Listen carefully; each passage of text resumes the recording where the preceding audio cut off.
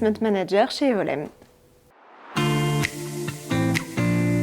Chez Evolem, notre activité principale, c'est le Private Equity. Et moi, je travaille sur la partie plateforme, dont la stratégie est d'accompagner des PME vers un stade d'ETI en les faisant grandir. Quand on reçoit un dossier, on en échange tout simplement avec toute l'équipe d'investissement pour voir si ça correspond à nos critères d'investissement et si on a envie d'aller plus loin. Si c'est le cas, on va provoquer une rencontre avec le management pour pouvoir aborder les questions clés de l'investissement à venir et du projet de développement. Et si ça se passe toujours bien à ce stade-là, on va remettre ce qu'on appelle une offre indicative qui va permettre aux dirigeants de dire « Ok, j'ai envie de faire avec Evolem selon ces conditions ».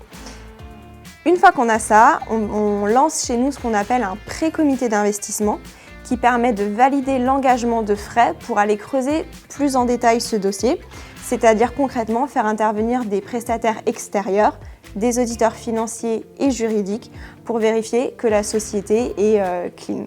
Une fois que les audits sont réalisés et qu'on n'a pas de mauvaise surprise, on va passer en comité d'investissement, ce comité qui va nous donner le go final pour la réalisation de l'opération. Et ensuite, c'est à nous de dérouler pour acquérir la société.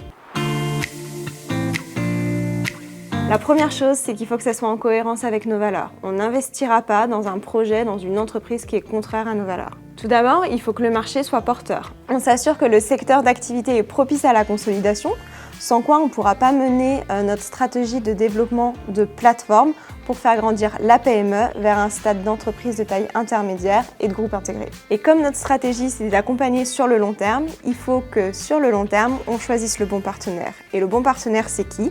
C'est le dirigeant et ses équipes. Il faut qu'on s'assure qu'on soit en ligne sur la vision stratégique et qu'on a envie de l'accompagner pour aller le plus loin possible.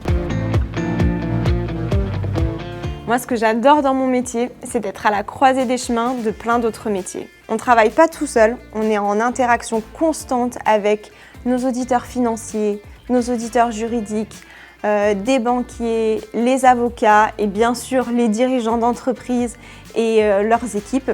Et c'est ça que j'aime beaucoup, c'est de pouvoir travailler à plusieurs. Et je trouve ça toujours assez magique de voir comment les différentes pièces du puzzle s'imbriquent petit à petit pour, in fine, arriver au projet commun, projet qu'on n'aurait jamais pu faire tout seul. Et ça, je trouve que c'est vraiment chouette.